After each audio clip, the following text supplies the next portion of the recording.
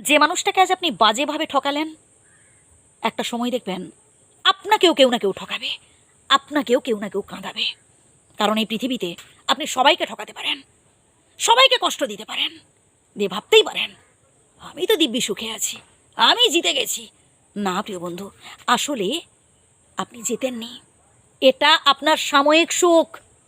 মাথার উপর একজন আছেন প্রিয় বন্ধু, তার চোখকে আপনি ফাঁকি দিতে পারবেন না। কাউকে কাঁদালে কাঁদতে হবে, কাউকে ঠকালে আপনাকেও ঠকতে হবে। হ্যাঁ, হয়তো সেই মানুষটার থেকে নাও ঠকতে পারেন, কিন্তু কেউ না কেউ আপনাকে ঠকাবে। কখনো কারোর দীর্ঘ নিঃশ্বাসের কারণ হবেন না প্রিয় বন্ধু। কাউকে ঠকিয়ে, কাউকে কাঁদিয়ে কোনো কিছু পাওয়ার চেষ্টা করবেন না ভাই। সে সুখ দীর্ঘস্থায়ী হবে না। বিধাতা ছাড় দিলেও ছেড়ে দেবেন না ভাই। বিধাতার কাছে আপনি সাজা পাবেনই পাবেন, এই পৃথিবীতে পাবেন এবং বেঁচে থাকাকালীনই পাবেন। কখনো কারোর দীর্ঘ নিঃশ্বাসের কারণ হতে যাবেন না। আপনি মিথ্যা কথা বলে কাউকে ঠকিয়ে কতদিন কতদিন আপনি সুখে থাকবেন? একটা সময় ঠিক ধরা পড়ে যাবেন। কখনো কাউকে কষ্ট দিতে নেই।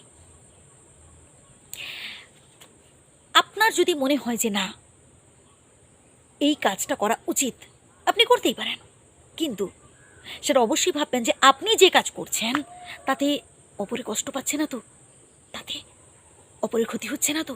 আপনার ভালো লাগতেই পারে, কিন্তু অপরের কি ক্ষতি হচ্ছে তাতে একটু ভাববেন কথাগুলো ভাই। জীবনে আমরা হটকারিতা বশত, জেদের বশবর্তী হয়ে এমন অনেক সিদ্ধান্ত নিয়ে ফেলি, যেটাই শুধুমাত্র নিজেদের ভালোটা আমরা দেখার চেষ্টা করি। হ্যাঁ, নিজেকে গুরুত্ব দেব, নিজের ভালোটাও দেখব, কিন্তু তার সাথে সাথে দেখতে হবে যে আমি এমন কাজ করছি তাতে অপরে কষ্ট পাচ্ছে, অপরের ক্ষতি হচ্ছে। সেই মানুষটা হয়তো ছেড়ে দিল, সেই মানুষটা হয়তো আপনার সাথে পেরে উঠবে না, কিন্তু আপনি নিজের কাছে হেরে গেলেন ভাই, কারণ আপনি একজনকে অন্যায়ভাবে ঠকালেন। কাউকে কখনো কাঁদাবেন না ভাই। হয়তো পরবর্তীকালে আপনি বুঝতে পারবেন যে না, যে কাজটা আমি করেছি সে কাজটা করা ঠিক নয়, আর তখন দেখবেন সেই মানুষটাকেই খুঁজে পাবেন না যার কাছে আপনি সরি বলবেন, যার কাছে আপনি হাত জোড় করে ক্ষমা চাইবেন।